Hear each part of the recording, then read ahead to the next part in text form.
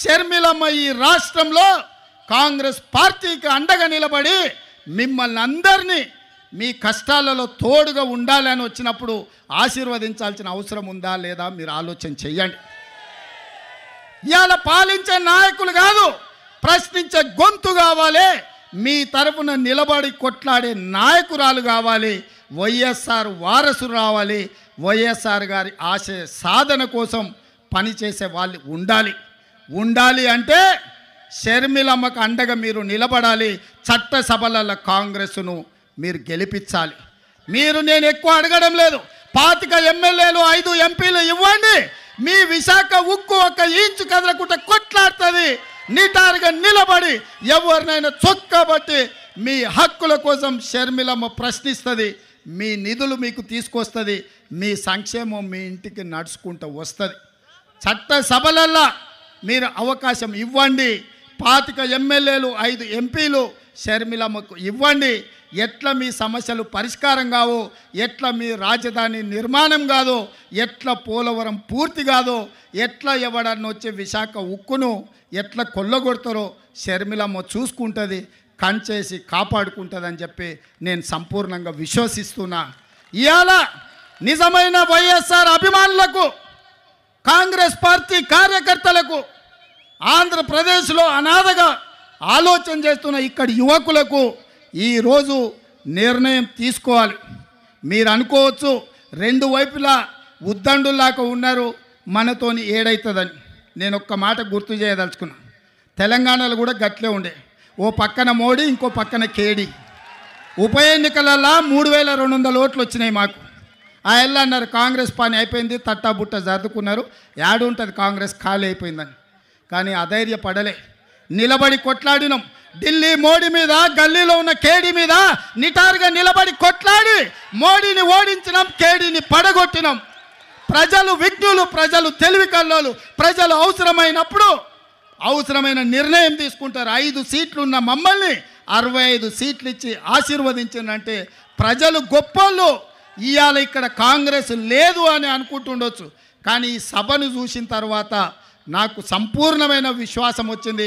మా షర్మిలమ్మ ఆంధ్రప్రదేశ్కు ముఖ్యమంత్రి అయి తీరుతుంది, మీకు సంక్షేమ రాజ్యాన్ని, అభివృద్ధి రాష్ట్రాన్ని అందిస్తుంది. నేను తోడుగా ఉంటా, మీ పక్కనే ఉన్న ముఖ్యమంత్రిని, పార్టీ అధ్యక్షుని షర్మిలమ్మకు అండగా నిలబడతా. ఏం కావాలన్నా, ఏ రాత్రైనా, ఏ పగలైనా, ఏ సందర్భం వచ్చినా, ఏ కష్టం వచ్చినా నేను అండగా నిలబడతా.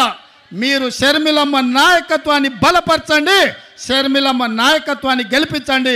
షర్మిలమ్మ ఆంధ్రప్రదేశ్ ముఖ్యమంత్రిలో కూర్చునే వరకు తోడుగా నిలబడతా. నేను రెడీగా ఉన్నా తోడుగా ఉండడానికి. మీరు సిద్ధమా? మీరు సిద్ధమా? సై సై సై సై సై సై అనేటోళ్ళందరూ చేయి పైకెత్తండి. జై కాంగ్రెస్, జై జై కాంగ్రెస్. ధన్యవాదాలు మిత్రులారా. మీరు గుండెల్లో పెట్టి చూసుకున్నందుకు, ఇంత పెద్ద ఎత్తున తరలొచ్చి, నాకు ఆలస్యమైన విమానాశ్రయం నుంచి సరాసరి మీ దగ్గరకు వచ్చిన, ఇంత ఓపికగా నిలబడి షర్మిలమ్మకు అండగా ఉండి, కేవీపీ రామచంద్రరావు గారు, రగన్న వాళ్ళ అనుభవాన్ని అంతా రంగరించి, పల్లం రాజు గారు షర్మిలమ్మను బలపరుస్తూ చేయి పట్టుకొని నడిపిస్తారన్న సంపూర్ణమైన విశ్వాసం.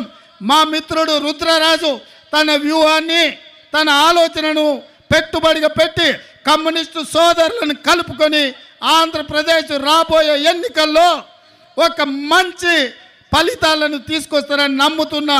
ఎన్నికల్లో కూడా మళ్ళీ తప్పకుండా వస్తా, మీకు అండగా నిలబడతా అని తెలియజేస్తూ మీ అందరి దగ్గర సెలవు తీసుకుంటున్న మిత్రులారా. జై కాంగ్రెస్. మన రేవంత్ అన్న పేద ఇంటికి పండుగ తెస్తాడు. సోనియమ్మ దివెనతోని రాహులన్న సైనికుడయ్యి పెద్ద కొడుకై యుద్ధం చెయ్య సిద్ధమాయే రేవంత్ అన్న. 3 రంగుల జెండా పట్టి సింగమోలే కదిలినాడు ఒక్కరు కాంగ్రెస్ సూర్యుడు. మన రేవంత్ అన్న నిగ్గదీసి అడిగే మొరగాడు.